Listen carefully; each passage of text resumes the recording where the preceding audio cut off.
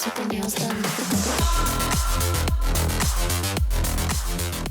Before we get into some madness, I would like to thank all my 26 patrons. Honestly, I did not expect to have this much support on Patreon, but thank you. In return, I promise to give you more exclusive perks, and for all the people supporting this channel, I also swear that I will be better in every video. I will try to provide you the quality content you deserved. Okay, now let's get this video started. Part of being a no-life YouTuber is hanging out with your virtual friends and doing crazy stuff in your favorite game. I did create a couple of Team Synergy videos in the past, but ended up stopping due to time constraints. Well, I got lots of time for that now, and I think it's fitting that I should start things off by obtaining the game's maximum damage limit. So much for social life then. Who needs a social life anyway? When you got a bunch of psycho friends who are willing to tag along with your craziness, then you are all good, mate. Okay, enough with flexing and into the details. So lately I've been doing some crazy stuff with my friends in the game. One project is achieving the maximum damage that the game has to offer. But mind you, this Team Synergy is not just meant for the testing room. When I create one, I always make sure that it will be viable in real missions, especially for those end content like long survival runs, or any missions that you want to do wherein instead of talking about strategies, you just talk about what's going on with your own life.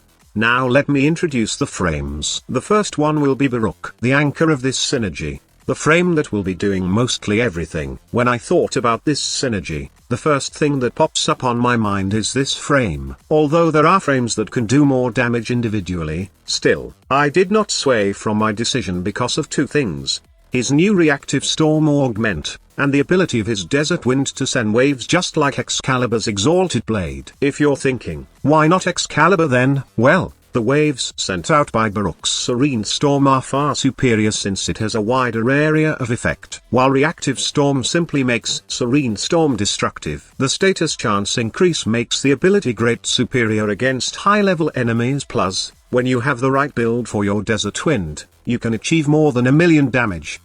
But more than 1,000,000 damage is not our goal here. We are going all out, and we'll try to achieve that 1,000,000,000 damage limit. To do that, we need supporting casts. More specifically, frames that will help buff our damage. There's two needed for the job: Banshee and Rhino. Banshee's sonar ability can give us those millions of damage without breaking a sweat. The good thing is, her sonar works great with Baruch's Serene Storm waves. Those wide areas of effect, coming from Baruch's Desert Wind, will make sure that we can easily hit the weak spots of enemies. And then, we add Rhino. I know there are lots of choices for this synergy, and hell, we could achieve the same result, or even more with other damage buffing frames, but Rhino's roar is way easy to use compared to other damage buffing frames. Just press the button, wait for it to expire, then press it again. Also, if you got high duration, you can just cast roar so that the whole team will get the buff, and you can just do whatever you want. So both Banshee and Rhino can give Baruch the maximum damage limit in the game, which leaves the fourth slot for our team open for frames that will keep the whole team alive. There are a few candidates, but the best one are Trinity and Ivara.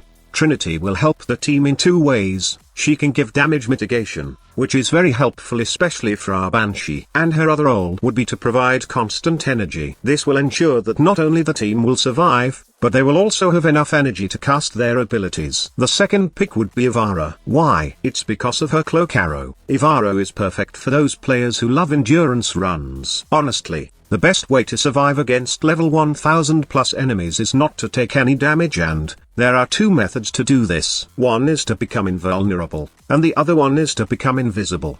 Between the two methods, I find invisibility to be more reliable. Ivara has her cloak arrow that can turn any frame invisible for a set period, and she can also do that little stuff needed by the team, just like putting enemies to sleep, luring them with your noise arrow, or even turn you into Spider-Man, or Spider-Woman that is. And now, for the builds. First off, Baruch. It's all about maximum power strength, with the reactive storm augment, plus a little range to use lull and erode your restraint bar. For Banshee, all you need are lots of power strength, range, efficiency, and resonance augment. The reason behind this build is to help you cast sonar ability at will, while keeping it active with the help of the resonance augment. You don't actually need a lot of duration for this build, since resonance will keep it active in the field. If there's a mod that will somehow enhance this setup, then it would probably be an additional range. You just need to pick between reducing your power strength, or your efficiency. For I know, your baseline is to get a lot of power strength and duration. The rest would be personal preference. You can add some survivability like these umbral mods if you want, or any other mods that you will deem helpful for the team. Anyway, when the team have your buff, you will be left with no tasks, so you can basically do whatever you want. Just make sure both Baruch and Banshee will get the raw buff. Now for this synergy, we have tried Trinity and it works very well. For this frame, all you need to focus on are making her blessing and energy vampire abilities work for the whole team. If you can, then add some survivability with the help of these umbral mods and adaptation. For the team to survive, you must also take good care of yourself as a Trinity. If you want to go for an endless survival, then you can choose Ivara instead of Trinity. This build is all about supporting your team with your first ability. All your arrows will be useful with the help of this build. For survivability, you can just stay invisible with your prowl. Anyway,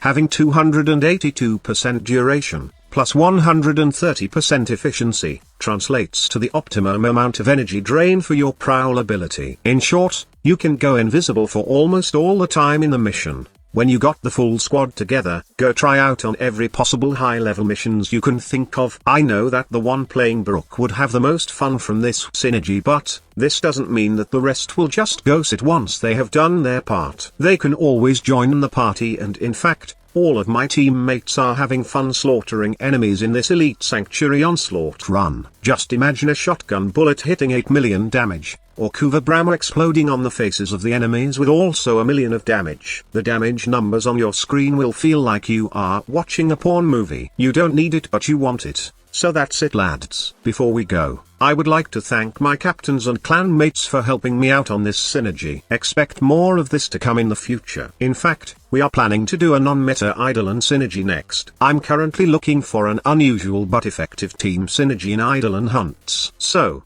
watch out, team. You might be surprised on what we'll do next episode. Thank you so much for watching. Squad leader signing off.